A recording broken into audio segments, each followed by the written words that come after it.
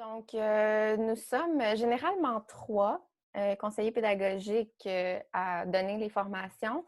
Je dis généralement parce que Patrick Fleury est malheureusement tombé au combat, mais c'est ça, il ne se sent pas bien cette semaine, donc Maryse et moi prenons la relève. Maryse et Patrick sont conseillers pédagogiques en intégration des technologies de l'éducation, donc à la commission scolaire de Laval. Ça fait plusieurs années qu'ils sont là. Moi, je me suis jointe à l'équipe, semi-jointe à l'équipe parce que je ne suis pas conseillère pédagogique, je suis plutôt conseillère pédagogique transversale. J'ai une portion de tâche qui est l'intégration d'éthique, mais j'ai aussi toute une portion de tâche sur mesure 3810 puis l'utilisation des outils techno. Donc, si vous avez des questions à ce niveau-là, à un moment donné, c'est à moi que vous allez les poser. Contenu du webinaire. Marie, si tu veux te fermer les micros, Oui, s'il te plaît? Donc, contenu du webinaire. Pourquoi utiliser Classroom, puis que ce soit en temps de COVID ou en temps normal? Là, vous allez voir, vous allez triper sur la plateforme. Vous allez toujours vouloir l'utiliser pour les années futures. On va revenir sur communiquer des informations à nos élèves parce qu'on a eu plusieurs questions là-dessus. Nouvelle fonction. Fonction qu'on n'a pas mentionnées dans les vidéos. Donc, la réutilisation de posts ou de publications. Super intéressant comme petite fonctionnalité. On va la voir.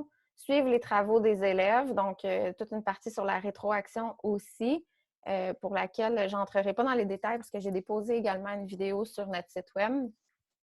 Nouveauté surprise. Puis ça, on est tellement contente, là. On a vraiment hâte. Je voulais même pas écrire c'était quoi parce que je voulais garder la surprise.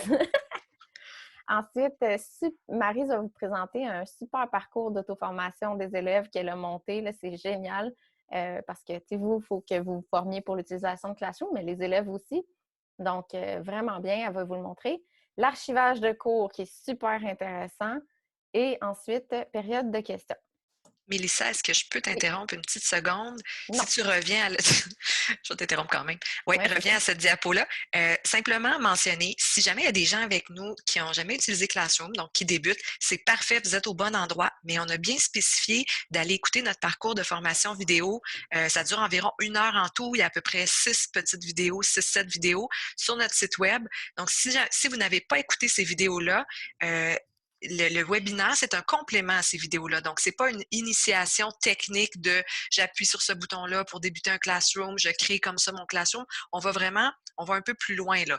Donc, les gens, on prend pour acquis qu'ils ont écouté nos capsules. Si jamais c'est pas le cas, vous pouvez rester quand même aujourd'hui. Ça se peut juste que vous vous sentiez vraiment perdu à plusieurs moments, mais faites-vous-en pas. C'est quand même des informations que vous allez pouvoir engranger le temps que par la suite, vous retournez voir nos capsules vidéo pour vraiment comment débuter à la base. Donc, je voulais juste sécuriser tout le monde ce matin en vous disant, si vous n'avez pas fait vos petits devoirs, on ne vous en veut pas, restez avec nous quand même, ça va être intéressant, puis vous pourrez quand même poser vos questions à la fin. Puis de toute façon, les vidéos des webinaires, après ça, vous allez pouvoir les réécouter si vous devez retourner à la base là, dans nos capsules vidéo pour ensuite pousser un peu plus loin avec ce qu'on voit dans les webinaires. Absolument. Bon. Alors, Classroom, qu'est-ce que c'est? C'est un environnement numérique d'apprentissage. Il y en a plusieurs sortes d'environnements numériques d'apprentissage, mais honnêtement, Maryse, hein, je pense que Classroom, Ça ça se trouve torche. pas mal au top. Ouais, c'est pas mal au top de ce qu'on peut demander. Oui, Ici, on a un tableau super intéressant qui résume quand même assez bien tout le potentiel pédagogique là, de Google Classroom. Donc, vous avez la colonne sans ENA, donc sans environnement numérique d'apprentissage. Vous voyez que ce qu'on peut faire est quand même assez limité comparativement à Google Classroom. Donc, ce tableau-là, je l'aime bien parce que ça nous donne des idées de ce qu'on peut faire avec Classroom. Proposer des vidéos, des sites web éducatifs à ses élèves, c'est sûr que c'est possible sans environnement numérique. La seule chose, c'est que, c'est long. Là, quand tu veux écrire une adresse email, pas une adresse email, mais une adresse Internet que tes élèves recopient dans leur agenda, puis il y a tout le temps des erreurs. Donc, Classroom, super facile. Faire des quiz en classe, c'est sûr qu'on a plein d'options. On peut utiliser Kahoot, Socrative. Il y a Plickers aussi qui est vraiment le fun avec les cartons qu'on lève. Puis les élèves n'ont même pas besoin d'avoir d'ordinateur entre les mains, fait que ça, c'est cool. Sauf qu'il y a quand même plein de quiz qu'on peut faire avec Google Classroom, autocorrigé, entre autres avec Google Forms. D'ailleurs, Maryse et moi, on veut préparer un parcours d'auto-formation sur Forms parce qu'il y a beaucoup, beaucoup de choses qu'on peut faire. Donner des activités de révision pour la maison. Ça revient un peu à Google Forms, mais il peut y en avoir tout plein. Là. Il y a plein de sites web maintenant qui permettent, on se crée des comptes liés à Classroom. Je pense entre autres à Jacord, là, parce que mon fils faisait ça hier soir. On envoie ça par Classroom. C'est super facile d'utilisation. C'est vraiment le fun. Donner accès aux présentations d'un cours, aux notes de cours, aux corrigés, à des consignes. Il n'y a pas de limite. Même en temps de quand on est en classe, moi, souvent, les élèves, ils me posaient une question sur le top. Là, je me mettais à faire, bon, j'étais prof de français au secondaire, là, je me mettais à faire de l'analyse de phrases avec des arbres syntaxiques puis tout ça. Puis les élèves, là, tout de suite à la fin, ils me demandaient, Madame, est-ce que vous pouvez le prendre en photo puis le mettre sur Classroom? Fait que là, ça devenait des notes de cours très spontanées. On pourrait même le faire sous forme de vidéo, puis après ça, on dépose ça sur Classroom. Les élèves y ont constamment accès. Demandez à vos élèves de remettre un travail. Ça, c'est vraiment le fun là, parce qu'on peut même, on se crée des devoirs là, où est-ce qu'on inscrit, par exemple, dépôt du projet de roman. Puis les élèves viennent tous déposer ça là. Tout est centralisé. En un clic, on passe d'un travail à l'autre. C'est vraiment bien. Donner un exercice ou suivre la progression des travaux en ligne. Et là, les termes clés, c'est en temps réel. On n'a pas besoin d'attendre que l'élève nous remette le travail pour pouvoir aller voir comment, c'est quoi sa progression, où est-ce qu'il est rendu, est-ce que ça avance assez vite, est-ce qu'il est bloqué quelque part, est-ce qu'il a plagié, parce que ça aussi, on peut le voir. Puis là, j'allais dire autre chose, puis j'ai comme oublié. Ah oui, puis on peut aussi corriger le tir. Si on voit que l'élève, il est rendu à moitié de son travail, puis c'est pas ça qu'on voulait, il est à côté de la traque, bien, on peut intervenir immédiatement, pas attendre à la fin complètement pour lui dire qu'il faut qu'il recommence à zéro. Faire les suivis des travaux, donner de la rétroaction, ça c'est vraiment génial. Un gros plus, plus, plus pour la suite Google. Et finalement, donner la possibilité aux parents d'être informés des travaux et des échéances. On n'élaborera pas de temps là-dessus. La seule chose que je vais vous dire, c'est que il ne faut pas que vous attendiez à ce que les parents puissent rejoindre le classroom de leurs enfants ou quoi que ce soit, ou qu'il y ait accès aux travaux. Il y a vraiment juste l'élève avec son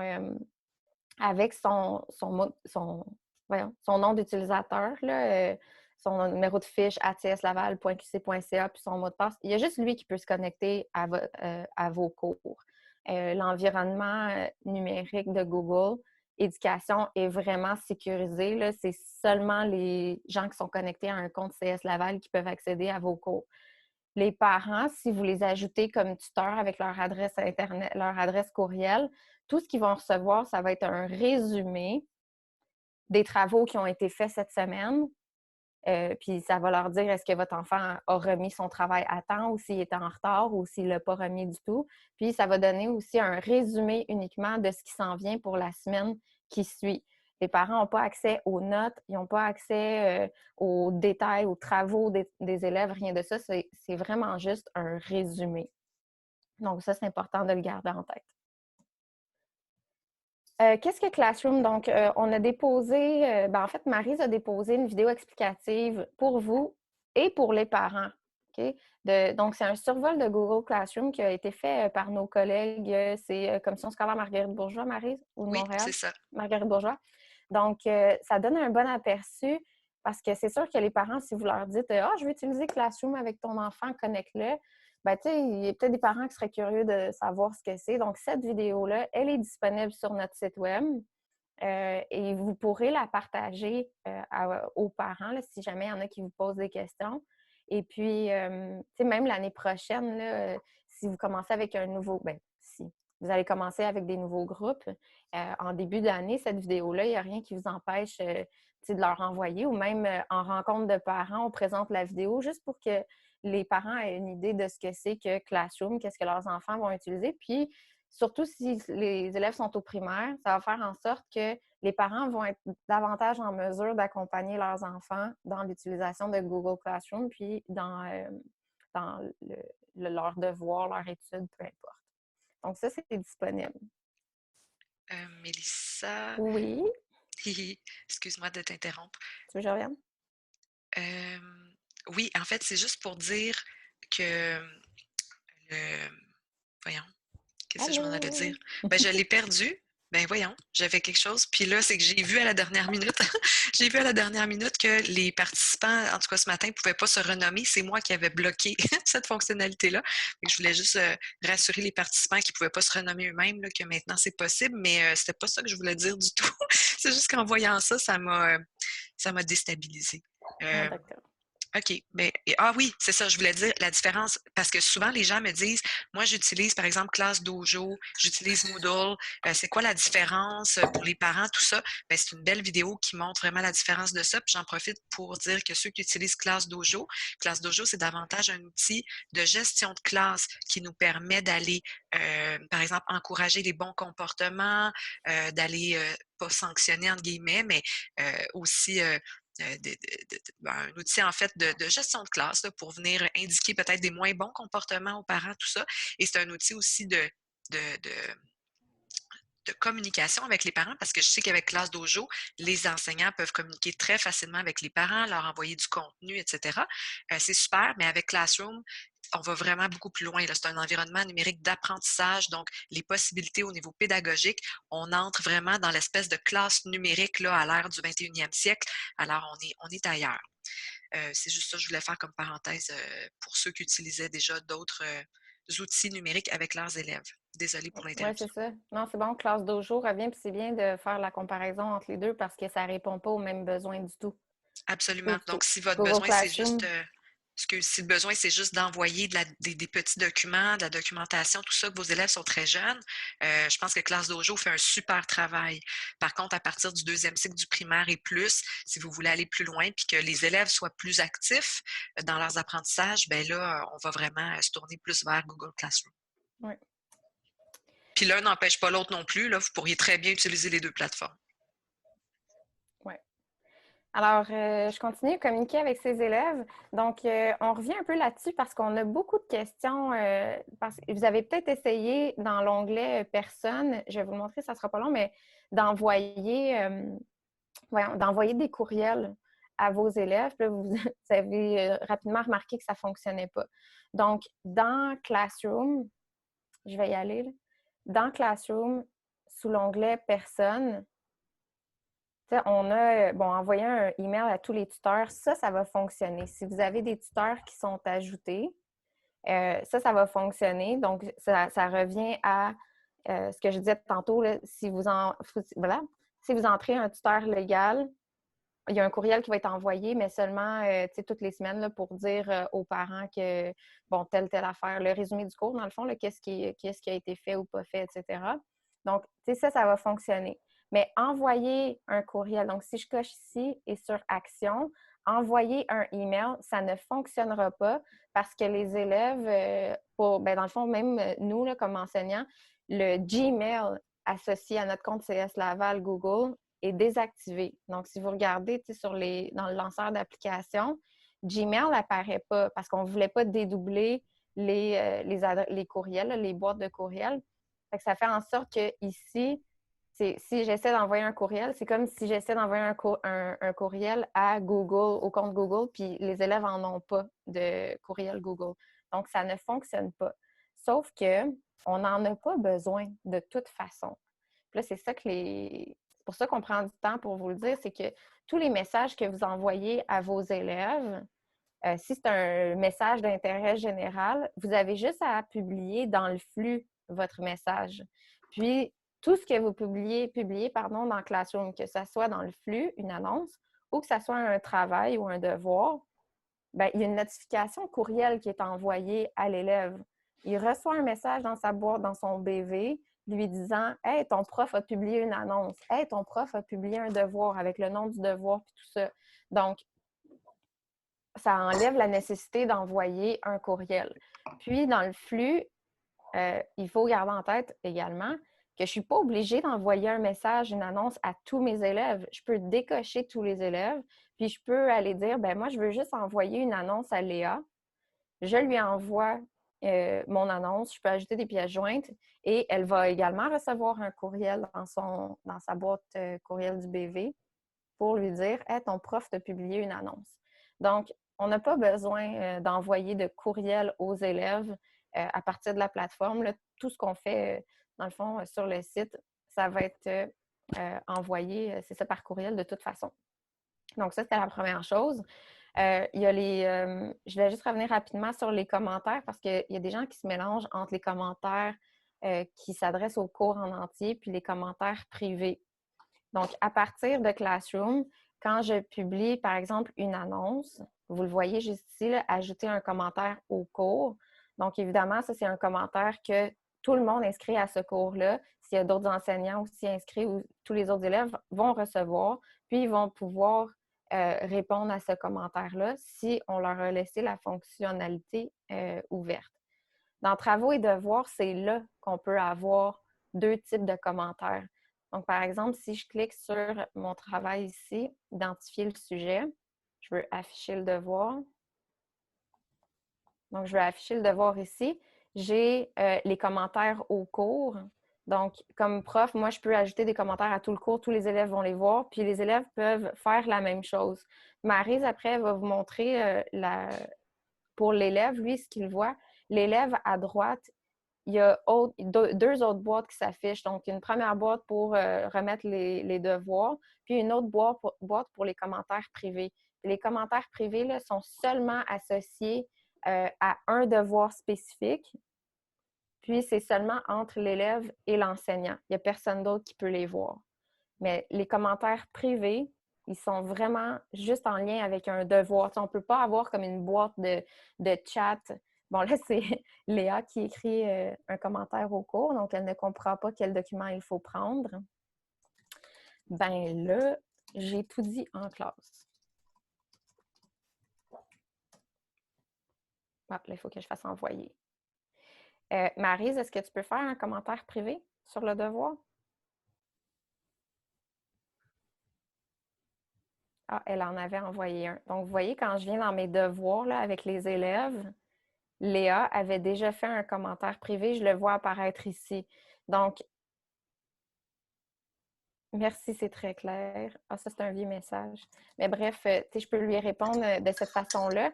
Et puis ça, ici, c'est vraiment les commentaires privés. Là, c'est en lien avec son devoir à elle. Mais je peux juste les voir à partir du devoir. Je ne peux pas les voir ailleurs. Donc, dans l'instruction, c'est les commentaires Et donner un commentaire privé, Mélissa.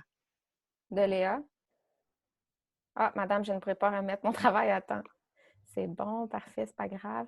Mais bref, vous voyez la différence entre les deux.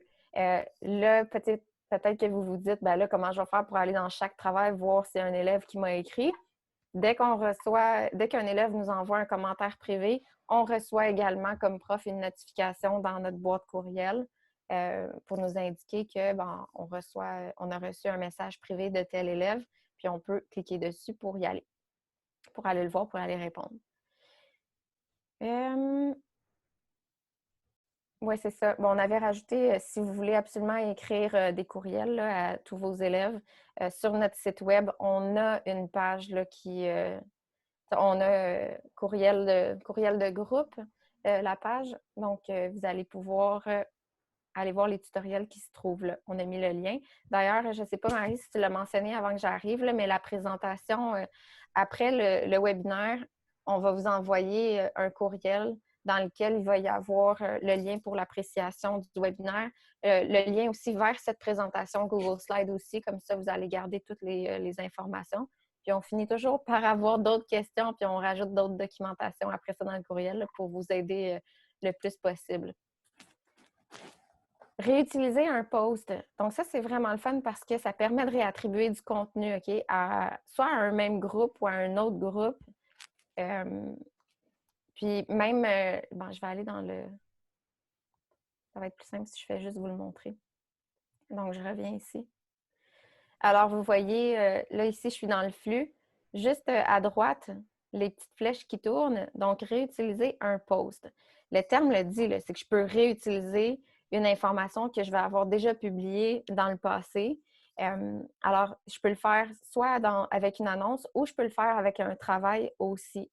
Donc, quand je clique sur réutiliser un post, je l'avais déjà utilisé, mais je reviens ici à tous mes cours et j'ai accès à mes cours qui sont actifs en ce moment. Puis, j'ai aussi accès à tous mes cours qui sont archivés. Donc, vous voyez ici, groupe 21, français groupe 21, le cours a été archivé. Un cours archivé, c'est par exemple l'année passée quand j'enseignais, j'avais 3 groupes de français. À la fin de l'année, j'ai archivé mes cours parce qu'ils ne sont plus actifs, je ne vais plus les utiliser. Marie, tantôt, elle va vous montrer comment archiver, puis aussi où se trouvent ces fameux cours archivés-là. Mais ce qui est le fun, c'est que je peux aller piger dans ces cours-là. Donc, si à chaque année, je fais la même sortie, par exemple, j'amène les élèves au musée ou à cabane à sucre, peu importe, ben, je n'ai pas besoin de refaire mon annonce à partir de zéro à chaque année. Je peux aller la réutiliser, cette annonce-là. Donc là, je vais aller voir dans ma COP de Google Éducation secondaire, j'avais un message de bienvenue. Je pourrais cliquer sur ce message-là. Je le réutilise. Et là, quand je réutilise, ça arrive toujours en brouillon. Donc, je ne suis pas obligée de le réutiliser tel quel. Je peux le modifier. Je pourrais, je ne sais pas moi, enlever nos signatures, rajouter de l'information. Je pourrais ajouter des pièces jointes aussi. Donc, il se remet en brouillon. Je pourrais l'envoyer à tous mes groupes actuels en même temps. Je pourrais l'envoyer seulement à quelques élèves. Et toujours les mêmes fonctions. Là. Je peux le publier tout de suite, je peux le programmer pour une date ultérieure ou je peux l'enregistrer comme brouillon pour y revenir plus tard. Donc ici, je vais le flusher, j'en veux pas. Donc ça, c'est pour le flux. Dans On peut travaux et de... également, oui, c'est ça, dans travaux et devoirs Ouais. également, on peut aller réutiliser des posts. Oui, merci Maryse. Alors, dans travaux et devoirs, je peux faire la même chose. Donc, j'ai mon bouton créer. Dans les tutoriels, je passais à travers devoirs, questionnaires, questions, documentation, mais réutiliser le post, je l'avais laissé de côté. Donc, je vous le montre rapidement. Et là, on va me demander encore une fois de sélectionner une classe. Je peux aller voir dans mes anciens cours qui ont été archivés. Toujours la même chose. Je vais aller dans un autre cours, ma COP 2. Donc ça, ce sont tous les devoirs dans le cours que j'ai publié dans le cours COP 2 Google et du primaire. Et là, je peux aller chercher n'importe quel devoir. Par exemple, je vais utiliser état d'âme. Je le réutilise. Et là, il se remet en brouillon. Donc, je peux modifier encore une fois, je peux ajouter, je peux créer des nouveaux documents, je peux rajouter des notes, une date limite, je peux le placer où je veux. Bref, je suis libre de faire ce que je veux là, avec ce devoir-là. Donc là, si je le mets sur X, si je l'ai juste fermé, automatiquement, il se met en brouillon. Si je veux le supprimer complètement, j'ai juste à cliquer sur les 3 petits points et cliquer sur « Supprimer ». Donc, la fonction réutilisation de posts là, est vraiment intéressante. La première année, peut-être pas tant, mais pour les années prochaines, là, ça va vraiment être le fun. La seule chose que je voudrais vous montrer, la seule façon là, que réutiliser un post pourrait être vraiment intéressant, c'est si, par exemple, je crée un devoir, OK? Mon devoir test, là, peu importe ce que je mets. Et là, j'ajoute un document dans mon Google Drive. Puis là, mon intention, là, c'est de... Je vais juste prendre quelque chose qui... Bon, c'est pas grave. Personne ne va écrire dedans. Je vais prendre celui-là ici. Mon intention première, c'est de dire à Google, je veux que chaque élève reçoive une copie. Parce que je vais juste faire un bref rappel parce que ça revient souvent. J'ai 3... Quand je publie un document, c'est soit qui est consultable par les élèves. Donc, les élèves peuvent seulement le regarder. Ils ne pourront pas écrire dedans ou le modifier. Quand c'est modifiable par les élèves, donc ici, là, les mots-clés, l'astuce pour s'en souvenir, c'est les élèves. Donc, les élèves modifient un document. Tout le monde travaille dans le même document. Alors, si moi je le modifie, Maryse le modifie, Karine le modifie, il est modifié pour tout le monde. Puis, j'ai faire une copie par élève. Donc, c'est une seule copie qui est attribuée à un élève. Il modifie sa copie, puis j'ai une autre copie qui est faite pour une autre élève, puis c'est l'autre élève qui modifie sa copie. Donc, mon intention première, c'est que je me suis dit, je veux absolument que mes élèves aient chacun leur copie. Mais j'ai oublié de le faire. Donc, si je clique sur « Publier le devoir », Et là, j'ai mon test ici. Là, les élèves me disent Madame, j'essaie de créer dans le devoir puis ça ne fonctionne pas. Même si je veux modifier mon devoir ici, donc modifier,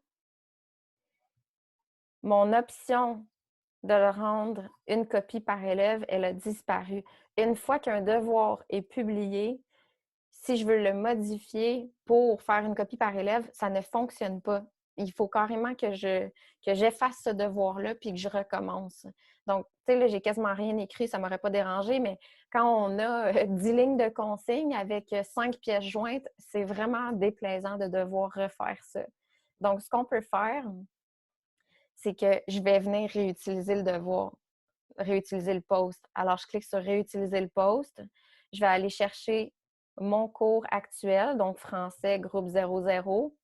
Vous voyez ici, à 10h33 aujourd'hui, j'ai mon test qui est là. Je vais le réutiliser. Il apparaît en brouillon.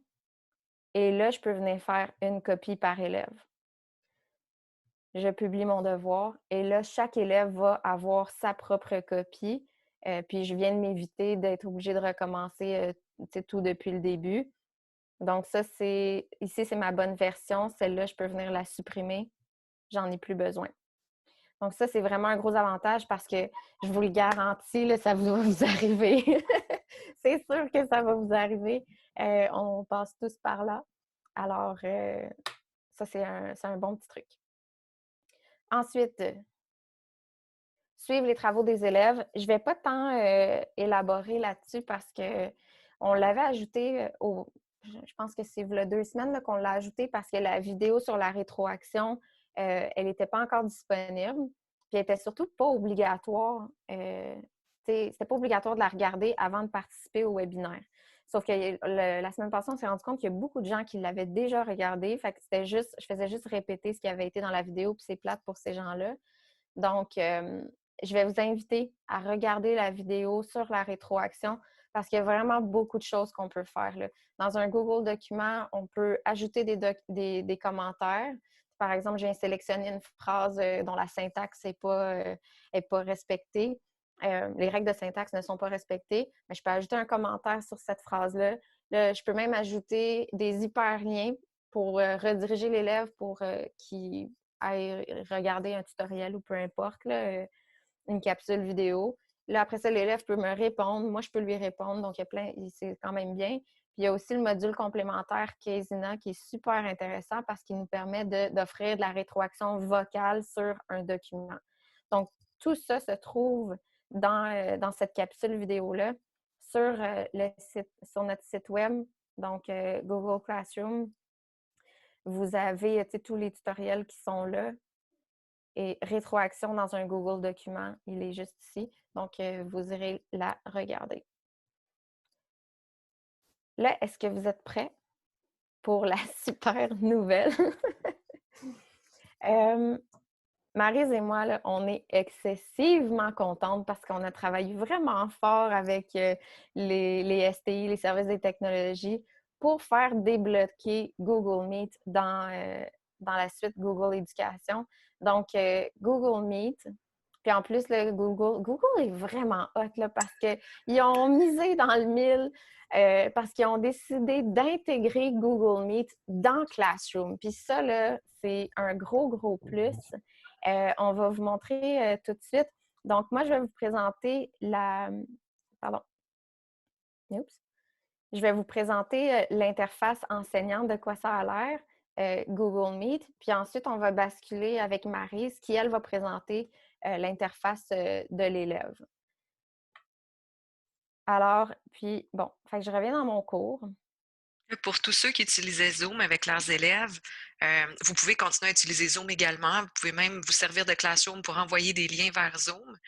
Mais le Google Meet, vous n'aurez plus besoin de passer par créer des listes d'élèves, leur écrire des courriels, les inviter. Ça devient beaucoup, beaucoup simplifié, mais d'une autre part, vous allez voir que Google Meet est beaucoup plus restreint au niveau des possibilités en tant que visioconférence. Oui, ben, surtout pour les tableaux blancs, puis nanana, mais il y a moyen de contourner avec Google Dessin, là, mais bref. On va vous le montrer. Ici, quand je clique sur ma roue dentée, donc je vais juste revenir ici. Là. Donc, je suis dans mon cours. Et ça, cette action-là, je dois la faire pour tous mes cours. OK? Donc, si je suis au secondaire puis j'ai 3, 4, 5 cours, il faut que j'aille le faire dans mes 3, 4, 5 cours. Je clique sur la roue dentée. Puis là, vous allez voir, le mien, il est déjà fait, là, par exemple, mais c'est pas grave. Il y a cette boîte ici qui est apparue dans les paramètres de cours. Donc, Meet, ici, avant que vous l'utilisiez, ça va vous demander, est-ce que vous voulez activer le lien Meet dans votre cours? Vous avez juste à cliquer sur oui. Puis ensuite, visible par les élèves, vous ouvrez cet onglet-là parce qu'il va être fermé là, au départ. Donc, vous l'ouvrez et il ne faut pas oublier de cliquer sur enregistrer. Donc, c'est 2 petites manipulations pour ouvrir Google Meet à vos cours. Et là, vous voyez que sur le flux, il y a le lien Meet qui est apparu. Donc, je l'ai ici, l'adresse. Quand je clique sur Travaux et devoirs, j'ai également le lien Meet qui apparaît en haut. Là, il faut que vous compreniez que ça devient comme une salle privée de visioconférence. Ce n'est pas de l'individuel. OK? Quand c'est intégré à Classroom, ce n'est pas de l'individuel. C'est, par exemple, ce que je pourrais faire là, comme prof, c'est annoncer dans mon flux que, bon, je l'avais fait hier, là, parce que Maryse et moi, on testait, on était toutes énervées, vraiment trop énervées d'ailleurs. Mais bref, donc, on donne un rendez-vous à nos élèves dans le flux. OK, demain, on se rencontre sur Meet à 13h, puis je réponds à toutes vos questions sur tel concept ou peu importe. Et là, à 13h, comme prof, moi, Et là, les élèves je me reçoivent un connecte. courriel qui les Oui, informe. oui. Ça, c'est génial. Et puis, ils reçoivent un courriel parce que j'ai publié une annonce dans le flux puis que tout le monde reçoit une notification. Là, donc, ça reste le même principe. Mhm. Ensuite, comme prof, j'ai le choix de cliquer ici dans le flux ou sinon dans Travaux et devoirs. Là, ça ne dérange pas, c'est la même salle. Donc, quand je la démarre, donc ça se prépare ici. Donc, je clique sur Se joindre maintenant. Puis là, ce qui est vraiment intéressant, c'est que les élèves, même s'ils essaient de se connecter en ce moment, ça ne fonctionnera pas parce que moi, je n'ai pas démarré. Moi, comme enseignante, je n'ai pas démarré la visioconférence. Il faut absolument il faut que je sois dans ma visio, que ma visio soit ouverte pour que les élèves puissent se connecter. Ça, c'est un paramètre qu'on on a fait modifier hier par les STI, Maryse et moi, parce que avant, le 25 minutes avant entre le moment où ils nous l'ont ouvert puis le moment qu'on s'en est aperçu, les élèves pouvaient démarrer des visios, ils pouvaient entrer dans la salle de visioconférence alors que le prof n'était pas là. Donc, on a fait verrouiller cette fonctionnalité-là. Seulement quand l'enseignant est présent, que lui a démarré la vidéo, que les élèves vont pouvoir se connecter. Sinon, la petite caméra va être là, mais l'élève aura beau cliquer dessus, ils ne pourront pas se connecter. Alors, je me joins maintenant à la vidéo et Maryse, là, je pourrais ajouter des élèves aussi, d'autres gens ici, mais c'est pas grave. Et là, Maryse va pouvoir se joindre à ma visioconférence. Puis là, vous voyez en bas, j'ai mon micro, je pourrais le fermer. Ici, je pourrais raccrocher. Ici, je pourrais désactiver ma caméra. Puis, je pourrais présenter également présenter mon écran de cette façon-là, en cliquant ici. Là, je ne le ferai pas parce que je vais vraiment surcharger mon ordinateur là, en roulant sur 2 visioconférences en même temps. Mais bref. Alors, Maryse, est-ce que tu peux juste te connecter? Parce que je vais juste montrer, Ah oui, comme élève, là, viens me rejoindre rapidement. Puis après ça, on parfait. basculera du côté. OK. C'est juste parce que je vais montrer comment Oui, gérer excellent. les micros. Donc, Maryse va venir me rejoindre. Vous voyez ici en haut à droite, Maryse vient d'arriver. Ah, je vais fermer mon micro, par exemple. S'il te plaît. OK, c'est bon.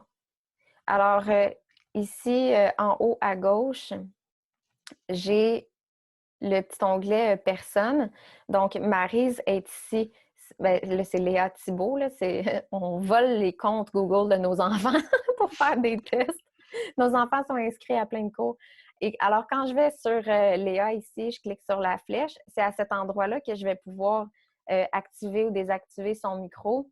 Je pourrais également supprimer l'élève. Si Léa n'est pas fine, je la mets dehors. Hey.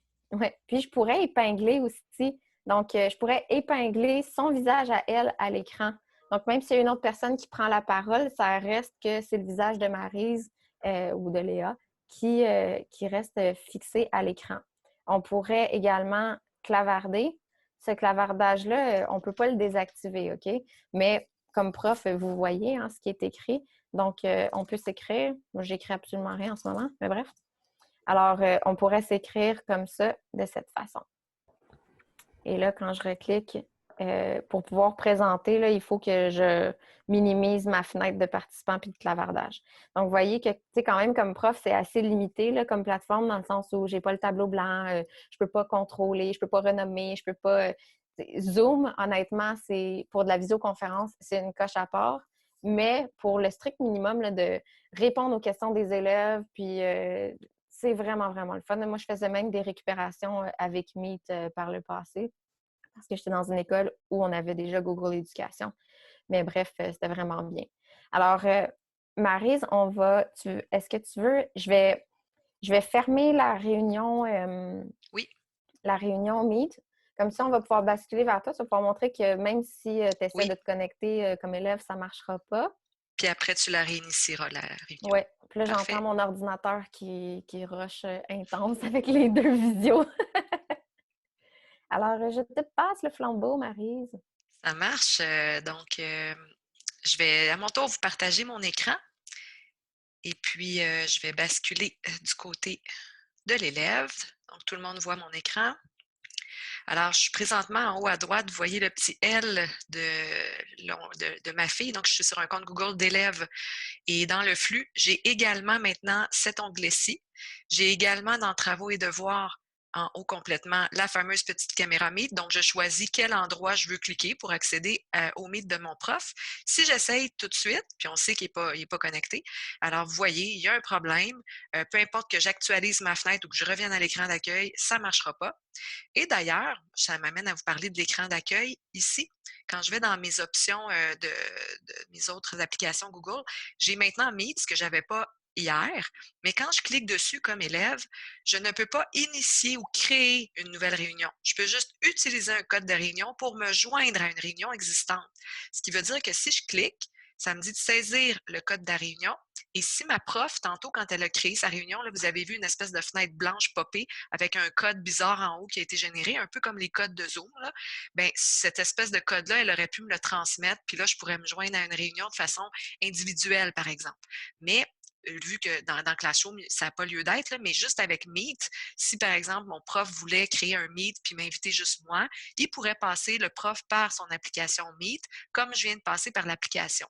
Par contre, deux élèves entre eux ne pourraient pas faire ça parce qu'ils ne peuvent pas démarrer de réunion. C'est vraiment juste les enseignants qui ont le statut d'enseignant qui peuvent le faire. Et puis, ça permettrait aussi à des enseignants entre eux de faire des meets.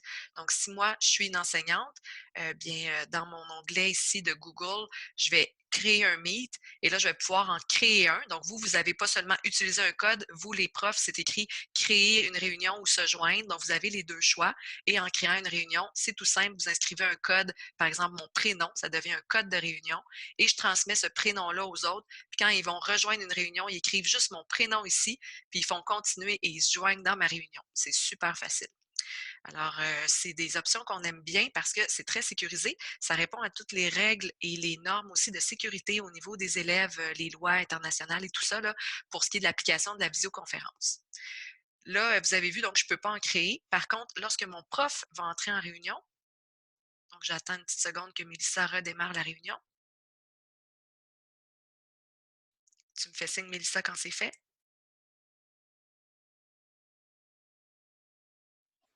C'est bon, tu peux y aller. Parfait.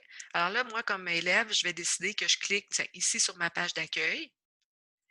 Et là, maintenant, je n'ai plus le message d'erreur comme quoi je ne peux pas entrer. Je vois plutôt mon écran. Je peux désactiver mon micro, désactiver ma caméra si je le souhaite, mais par défaut, ils sont activés. Je peux aussi donc simplement cliquer sur participer à la réunion. Et là, je me joins vraiment à la réunion de mon enseignante et je la vois en gros par défaut. Moi, je suis en haut à droite complètement et je peux aller donc activer le chat. Juste un Maryse, petit... ferme ton micro, par exemple. de Teams, pas de Teams, de Teams, de Meet.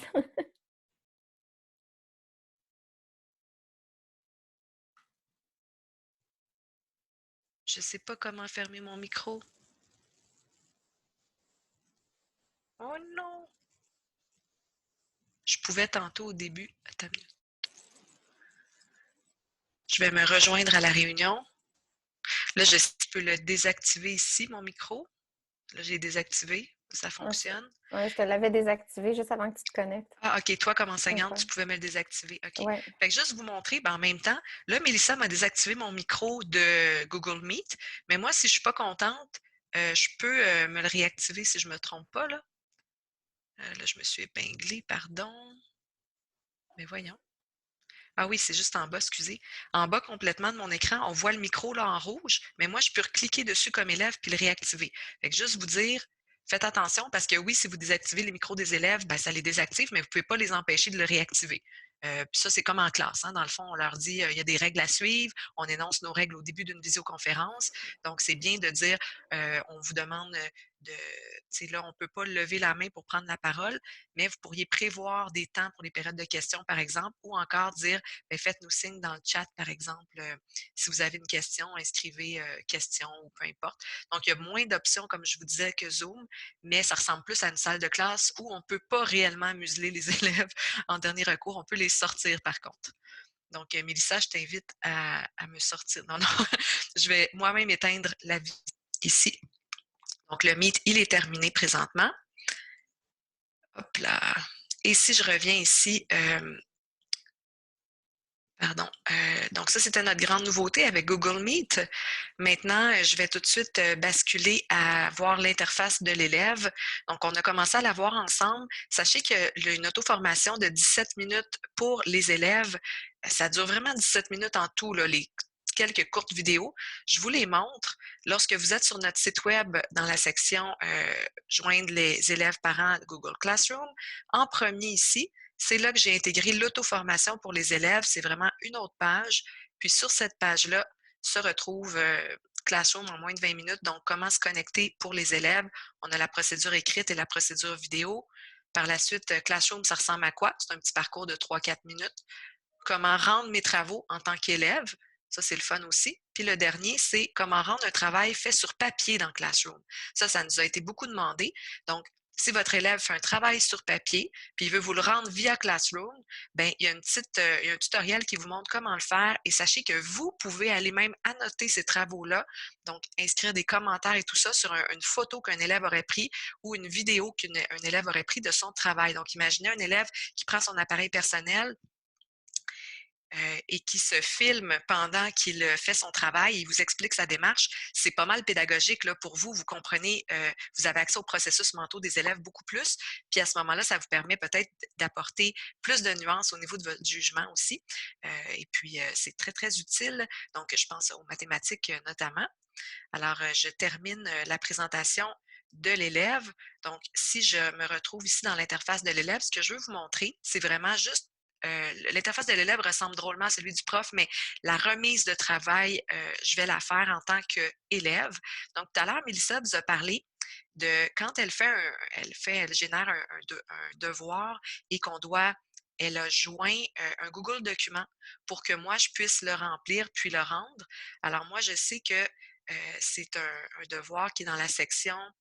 euh, Oups, pardon. Je vois pas la section d'en bas complètement sur l'écriture. Mélissa, est-ce qu'il s'est passé quelque chose? Ben, je pense que tantôt, tu as fait du ménage puis tu as scrappé mon terme écriture. Quoi? Mais va faire le questionnaire, Maryse, parce qu'en même temps, ça va me donner la chance d'ajouter des précisions parce qu'on a beaucoup de questions pour les questionnaires. Ouais, la D'accord. question questionnaire. Mais de toute façon, tu as publié le journal intime d'un objet inanimé est encore là, fait que je vais pouvoir le montrer quand même. Ouais. Donc, il y a différents types de devoirs qu'un prof peut produire, là, notamment un questionnaire style autocorrigé.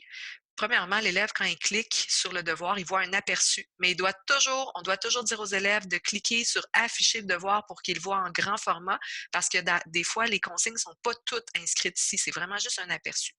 Fait que là, je vais cliquer sur afficher le devoir.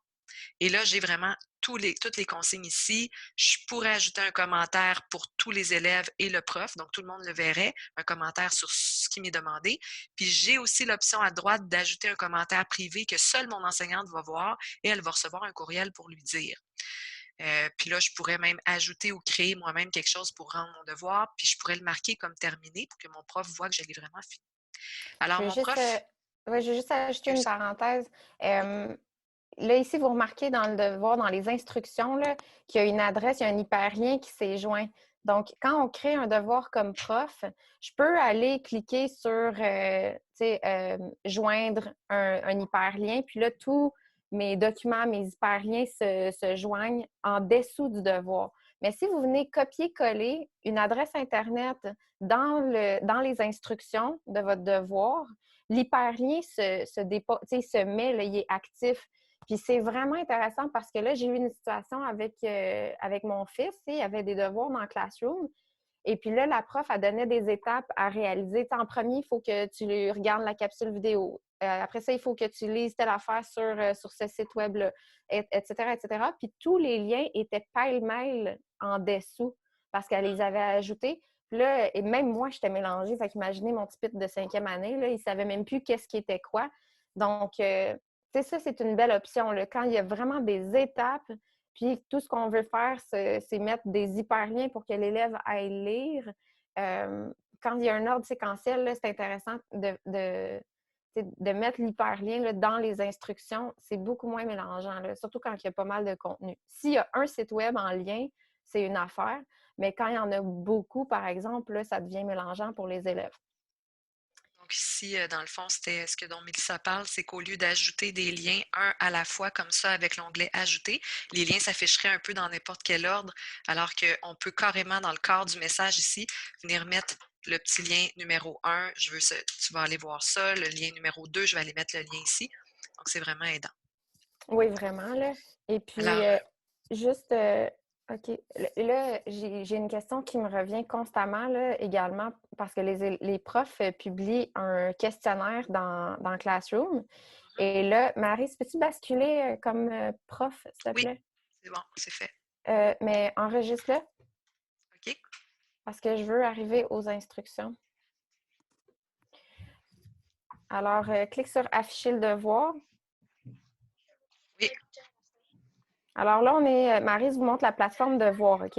Donc, vous voyez que vous avez ici, tu sais, les devoirs sont attribués, mais même si Maryse essaie de cliquer sur, par exemple, le devoir de Heyman, même s'il a répondu au questionnaire, elle ne verra pas le questionnaire d'Heyman. C'est la particularité, c'est même pas un mot ça, particularité avec les questionnaires. C'est que vous ne pouvez pas avoir accès aux réponses des élèves à partir de Classroom.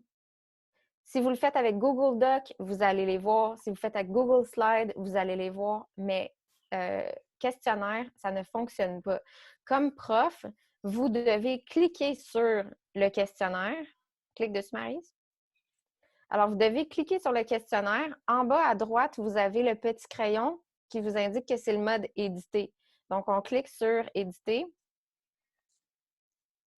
Et là, vous allez avoir les réponses. Bon, là, tu sais, il n'y a aucun de mes élèves. Ah oui, j'ai un élève qui a fait le devoir. Va sur individuel, s'il te plaît, Maryse. Alors, sur individuel, c'est vraiment là que vous allez pouvoir regarder. Ben, tu sais, il y a des questions en développement là, qu'on peut corriger en ajoutant les points et tout ça. Donc, vous allez pouvoir finaliser la correction de vos documents. Vous allez voir l'élève, qu'est-ce qu'il a répondu. Il faut pas oublier de cliquer sur enregistrer pour que la note s'enregistre. Et puis là, la question qui suit après, si tu reviens dans Classroom, Maryse, ah, la ouais, question qui excuse-moi. suit chez les profs après, c'est ben là, comment ça se fait que l'élève a eu 17 sur 20, mais que ça apparaît pas dans Classroom? Alors, reviens sur devoir des élèves. Ouais. Pour que la note apparaisse dans Classroom, je dois cliquer sur Importer des notes. Ah ah! Importer des notes, je clique dessus, je veux importer. Et là, vous allez voir que la note d'Eyman va apparaître. Il y a eu 17 pour son travail. Non, il n'y a pas Alors, de note. non, non, il y a... Ah, parce que je ne l'avais pas noté en haut. Mais c'est parce que moi, quand Ah, j'avais pas. j'ai pas fini, je pense, mon Ah non, c'est travail. ça. Mais en tout cas, c'est pas grave, Maryse, là, le Ouais, principe, il est là. Il ouais. faut importer les notes pour que ça apparaisse. Fait que c'est vraiment la particularité là, avec Google Questionnaire. Il agit un peu différemment que tous les autres documents là, dans un devoir. Maryse, je ne sais pas si tu veux montrer un Google Doc là, en comparaison. Oui. Donc, on va y aller avec, dans le fond, je vais revenir, excusez les captures écran, là. Je vais revenir dans mes travaux et devoirs en tant qu'élève, puis je vais aller vraiment chercher un devoir. Ici, je vais afficher le devoir, bien sûr, pour voir toutes les étapes de mon devoir. Là, il faut juste que je rentre de devoir parce que ça, vous n'êtes pas supposé voir ça. C'est qu'on avait créé un nouveau devoir, puis là, ça a l'air que je l'ai supprimé. Fait qu'il faut que je retourne dans un ancien devoir. Mais dans le fond, ça vous montre que l'élève peut toujours remettre un travail, peut annuler sa remise aussi là, quand il remet quelque chose. C'est ce que je vais faire en ce moment. Et on va recommencer comme si c'était tout nouveau. Alors là, je arrive dans mon devoir, je viens de lire mes consignes, je dois faire un texte. Et à droite ici, je vois le Léa Thibault, il y a mon nom qui est écrit tout de suite après, c'est un Google Doc que ma prof a fait une copie par élève. Donc le fameux une copie par élève, elle a joint un document. Alors je peux aller cliquer dessus, mon nom s'est ajouté automatiquement, c'est la même chose pour chaque élève et il y a seulement que moi qui peux le voir présentement. Le journal d'un objet inanimé, l'enseignante avait écrit seulement la première ligne et moi, j'ai commencé à travailler dessus. Donc, je commence à faire mon texte, j'ai inséré une image et je pourrais compléter mon texte vraiment tant que j'ai pas fini. Donc, je peux le rouvrir et le fermer à loisir sans même enregistrer, tout s'enregistre tout seul. Puis quand je suis prête, même présentement, si j'ai rien enregistré, sachez que mon prof, elle peut entrer dans mon fichier, puis elle peut venir déjà mettre de la rétroaction, surligner des fautes, faire des commentaires. Donc, elle peut faire plein de choses, même au moment en temps réel, même si je ne l'ai pas remis. La seule différence, c'est quand je vais cliquer sur le bouton remettre, elle va voir le statut de mon travail qui va être rendu à remis. Donc, elle sait que moi, j'ai pas mal fini, je pense, parce que je l'ai remis à l'enseignant. C'est ce que je vais faire. Donc là, je vais le remettre. Et mon devoir maintenant, on me demande, voulez-vous vraiment le rendre? Je dis oui, je veux le rendre. Et puis là, on voit même remis en retard parce qu'au moment où on a créé ce devoir-là, on avait une date de remise. Hein, on peut toujours demander une date de remise d'un travail. Je vois qu'il est en retard. Puis si je ne suis pas satisfaite encore, je pourrais même annuler la remise en disant, oups, j'ai oublié telle chose. Je peux annuler ma remise, retourner travailler dans le document jusqu'à ce que mon enseignant donc en ait pris connaissance et m'ait octroyé des points dessus. Donc, ça, c'est pour la remise de documents. Évidemment, l'enseignant peut joindre seulement, il y a seulement des Google Documents qui peuvent être joints pour que je puisse travailler dedans. Si elle joint un PDF, ça va être en lecture seule. Si elle joint un Word, s'il n'est pas hébergé dans mon Google Drive, ça va être en lecture seule. Par contre, c'est un jeu d'enfant de prendre un document Word que vous avez puis de le glisser dans votre Google Drive pour le transformer en document Google, en Google Doc. Puis à ce moment-là, la conversion, elle se fait de façon à peu près transparente. Il n'y a pas vraiment de différence sur la mise en page. Puis là, vous pouvez faire une copie par élève. Alors, vous n'avez pas à tout recommencer ou à faire copier-coller de chacun de vos documents. Donc, mon prof, maintenant, quand il va voir les devoirs,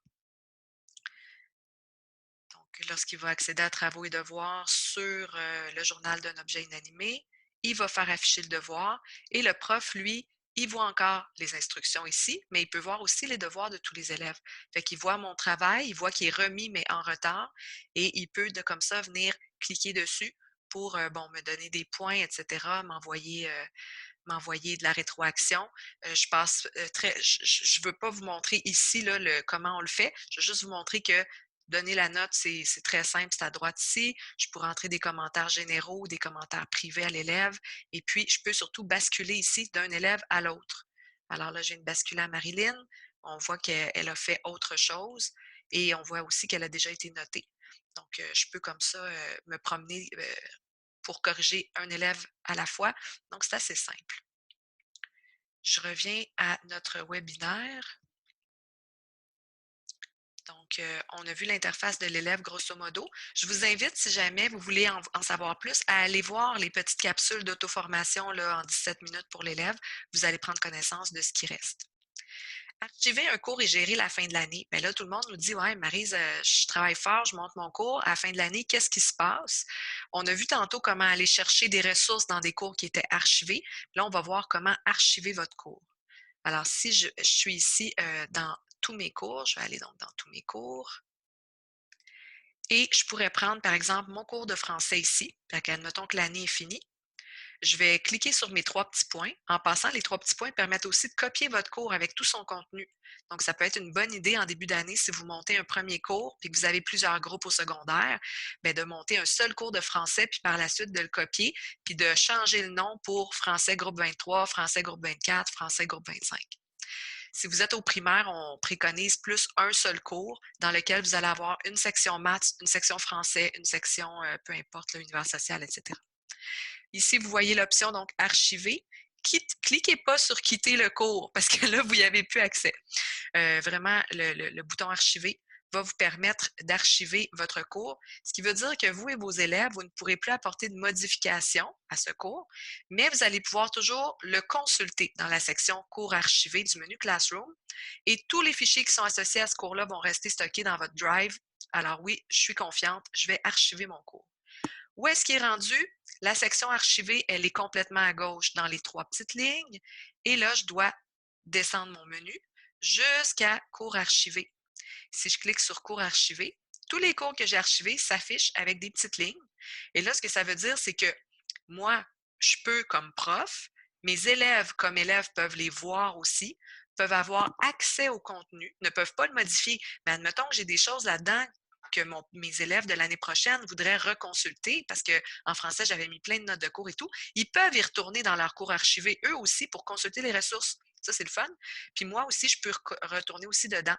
Je peux même prendre mes 3 petits points ici, puis restaurer mon cours complètement pour le remettre actif. Donc, lorsque mon cours est archivé, mes élèves ne sont pas supprimés par défaut. Ce que ça permet de faire, par contre, c'est d'aller piger des ressources dedans. Puis oui, je pourrais à ce moment-là, si je veux vraiment plus que les élèves aient accès, je pourrais ouvrir le cours archivé, venir dans les personnes, sélectionner tous les élèves en un clic. Puis, ben en fait, non, je ne peux pas le faire en un clic. Ah, je ne peux pas les supprimer d'un cours archivé, Mélissa. Je peux le faire juste, je peux pas, faut que je supprime, faudrait que je supprime mes élèves On avant peut, d'archiver mon cours, non, c'est ça c'est que je ça, viens de on peut voir. rien faire. Un cours OK, archivé, là, on peut faire aucune modification dedans. Si on veut vraiment pas que les élèves aient accès à notre contenu les années suivantes, là, il faut d'abord supprimer les élèves, puis on, euh, après ça, OK. on va pouvoir. Mais dans le fond, moi, je souhaiterais que mes élèves aient encore accès, là, puisqu'ils peuvent rien modifier dans mon cours. Ouais, non, exact. Donc, je vais le restaurer, puis vous allez voir, ça prend quelques secondes. Voulez-vous vraiment le restaurer? Puis, il va le remettre dans mes cours actifs. Et donc, je vais pouvoir de nouveau le modifier si je vais dans tous mes cours. Français est revenu ici et je peux de nouveau y accéder et modifier tout ce qui est à l'intérieur. Ça, c'était pour l'archivage. Est-ce que j'ai oublié quelque chose pour l'archivage, Mélissa? Non, non, ça fait pas mal le Ça fait pas tour. mal le tour. Ouais. Parfait. Et puis, ah oui, on peut supprimer définitivement un cours seulement lorsqu'il est Mm. archivé. C'est ça que j'ai oublié de vous dire. Si vous allez dans tous vos cours ici, puis que là, vous vous dites, ben voyons, je ne le veux plus ce cours-là, c'est un cours bidon, je ne suis pas capable de le supprimer, ben vous devez commencer par l'archiver en premier. Puis ensuite, quand vous allez aller dans vos cours archivés, là, vous allez avoir l'option dans vos 3 petits points. Euh, oups, attendez une minute. Pourtant, ah, je pense que c'est parce que c'était pas mon cours. C'est ça. Ça, c'était un cours test. C'était un cours où j'étais juste une enseignante comme parce qu'on peut inviter d'autres enseignants à notre cours là, pour qu'ils aient accès à notre contenu. Fait que j'étais comme une deuxième ou troisième enseignante. Mais quand c'est un cours que vous avez créé et que vous avez archivé, vous avez l'option de le supprimer. Ce qui nous amène dans le fond, les options qui sont super intéressantes là, pour vous. Si vous travaillez en collaboration avec d'autres enseignants de votre école, n'hésitez pas dans les personnes à inviter d'autres enseignants pour qu'ils puissent venir prendre du contenu aussi dans votre cours. Fait qu'ils vont pouvoir aller chercher des posts ou des activités de votre cours pour les assigner à leurs propres élèves. Puis ils vont pouvoir comme ça, dans le fond, oui, ils peuvent avoir accès à votre cours puis voir tout ce qui se passe, mais ils peuvent aussi, vous pouvez partager comme ça des ressources. Puis dans une école, moi, ce qu'on m'a dit qui était gagnant, c'est, on m'a dit, mais nous, on fait juste un cours de français pour toutes nos secondaires 2, par exemple, puis c'est notre cours de base et tous les profs vont dans les travaux devoirs, chaque fois qu'ils créent quelque chose, ils mettent tout le monde dans le même cours. Puis après ça, chacun se crée ses propres groupes. Donc, on vient faire dans le fond, dans le cours, on fait des copies de ce groupe-là là, pour chacun des profs. Chacun des profs s'en fait des copies. Les nomme groupe 23, 24, 25, peu importe. Et ils ont chacun comme ça leur propre classe, mais chaque fois qu'ils ont du nouveau contenu à mettre, ils vont l'insérer dans le groupe qui est dans le classroom qui est collaboratif à tous les enseignants. Comme ça, tous les profs mettent ensemble plein de travaux, de devoirs, d'activités, puis automatiquement, ben, les profs peuvent aller piger là-dedans pour les assigner à leurs élèves. C'est très simple, là, puisque lorsqu'on est dans les travaux devoirs, puis il y en a un que j'aime, je peux venir l'ouvrir, afficher le devoir, et lorsqu'il est affiché, ben, excusez, il faut que j'aille le modifier. Ah là là, ça s'en vient. Travaux devoirs. Là, on va venir ici, modifier un devoir. Et quand je le modifie, je peux ici, pour qui? Donc là, il est pour tous les élèves. Ah non, c'est vrai. C'est pas en modifiant le devoir. Ça, c'est mon cours de base, admettons, que j'utiliserais. Il faut vraiment que je vienne chercher le post, réutiliser le post comme Mélissa l'a dit tantôt. Et là, je vais pouvoir l'attribuer à tous mes élèves et à d'autres groupes, comme elle l'a montré tout à l'heure. Donc, je m'excuse, c'est une erreur de débutante. C'est Mélissa la pro. Voilà, ça fait le tour pour l'interface de l'élève, archiver le cours. Simplement vous dire que vous pouvez aussi inscrire tous vos élèves en même temps en lot hein, dans votre classroom, au lieu de les inscrire juste un à la fois. Si vous allez, je suis en visioconférence, ma belle, c'est super beau. Je vais le regarder tantôt. Oui, merci. Donc, si je vais dans mon groupe, dans l'onglet Personnes, excusez pour ma belle-fille qui est toute fière d'avoir fini son projet. Ici, donc pour inscrire les élèves, plutôt que de les inscrire un à un, parce que quand on clique sur l'inscription des élèves, bien là, il faudrait que j'aille une adresse courriel à la fois et que je les invite. Bien, il y a une procédure qui est dans notre site web, là, une petite procédure qui est de copier à l'aide de GPI Internet, vous pouvez générer une liste de courriels de vos élèves et venir les coller au complet ici. Donc, en un seul coup, clap, tous les élèves sont inscrits à votre cours. Bien sûr, ils peuvent aussi s'inscrire avec un code de cours que vous leur donnez, mais à ce moment-là, ils doivent procéder un à un à leur propre inscription. C'est un petit peu plus fastidieux. Donc, la nouvelle façon qu'on a trouvée grâce à un enseignant qui nous a donné vraiment la façon de faire, là, Gilbert Gosselin, on est bien, bien heureux d'avoir trouvé ça grâce à lui. Alors, c'est facile maintenant de les inscrire tous d'un seul coup. C'est sûr que si c'est la première fois que vous les inscrivez puis que vous voulez vraiment qu'ils se joignent à vous, ça peut être une bonne idée d'écrire aux parents aussi au début parce que vos élèves, ils vont pas nécessairement avoir leur courriel tous les jours alors que les parents, généralement, plus souvent. Alors, si vous déployez votre classroom, ben, commencez par écrire un premier courriel aux parents pour leur dire ce qu'il en est, c'est quoi votre projet. Vous pouvez leur envoyer la petite vidéo de présentation qu'on a vue plus tôt. Puis à ce moment-là, ensuite, les élèves vont commencer à se connecter à votre cours et vous allez avoir plus de participants que si vous faites juste les inscrire sans notifier les parents. Finalement, il y a l'application que je vous recommande de vous télécharger. Attention, par exemple, parce que l'application, si vous n'avez pas de code d'ouverture de votre appareil. Donc là, présentement, ben là, il y a quand même une reconnaissance faciale, mais si je mets aucun code sur mon appareil, toutes les applications de la suite Google ne fonctionneront pas.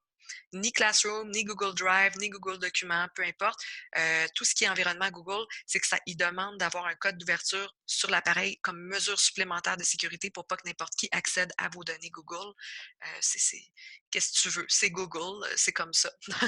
Donc, c'est une bonne petite chose à savoir. Souvent, les élèves, c'est ce qui va arriver, hein, ils utilisent beaucoup leurs appareils numériques, ils se téléchargent des applis, puis là, ils vont dire mais madame, je ne suis pas capable de l'ouvrir. Bien, souvent, c'est parce qu'ils n'ont pas mis de code sur leur appareil. Ça clôt les applications. Je terminerai en vous parlant des auto-formations. Donc, si jamais vous êtes du genre un petit peu plus séquentiel, puis que vous voulez, parce que là, nous, on a une mini page d'auto-formation. Écoutez, en 1 heure, on fait vraiment le tour, mais de façon très globale de Classroom. Mais si vous voulez davantage être formé, plus pas à pas, je vous recommande l'auto-formation Classroom ici, l'ABC avec Classroom. Il y a partie 1, partie 2, partie 3. C'est un petit parcours de formation qui allie des capsules vidéo à regarder et aussi des petites questions à choix de réponse à répondre. Donc, ce parcours-là, il est ici sur caméléon.tv. Puis, pardon, la première partie ici, j'ai inscrit préalable à Classroom, c'est l'initiation à Google Disc. Si ça ne vous dit rien, Google Disc, puis l'environnement infonuagique, vous n'utilisiez pas OneDrive, par exemple, ou vous connaissez OneDrive, mais pas Google Disc, qui est son équivalent, là, soit dit en passant, bien, je vous recommande fortement de suivre la mini-formation ici. Là, c'est juste une ou deux, quelques capsules, en fait, c'est très rapide. Et par la suite, tout le parcours de formation Classroom, il est là. Donc, les trois parties, partie 1, partie 2, partie 3. Et puis, ensuite, si vous êtes un petit peu plus free au niveau de vos façons d'apprendre, puis vous aimez vous butiner un peu d'un tutoriel à l'autre, bien, vous pourriez aller directement sur la liste de tutoriels de la chaîne YouTube Intégration TIC de la CSMB. Et ils ont fait deux listes, en fait. Il y a donc Google Éducation et il y a également, oups, excusez, je vais juste voilà, attendre que ça disparaisse. Donc, il y a Google Éducation en bas, c'est une liste, en fait, qui contient quasiment 100 quelques vidéos. Là, il y a vraiment beaucoup de choses là-dessus. Puis, inquiétez-vous pas, là, si vous n'avez pas écouté les 100, là, c'est vraiment bien déterminé par sous-catégorie, par sous-thème. Puis il y a une liste juste pour Classroom avec à peu près 22 vidéos, mais c'est ce sont de courtes vidéos de 2-3 minutes. Puis les titres sont hyper parlants. Donc les titres vont être très, très faciles là, pour vous retrouver. Alors, je vous invite fortement à aller suivre l'un de ces deux parcours si vous ne vous sentez pas tout à fait à l'aise puis vous voulez aller plus loin. Mélissa, je crois que ce serait le temps des questions.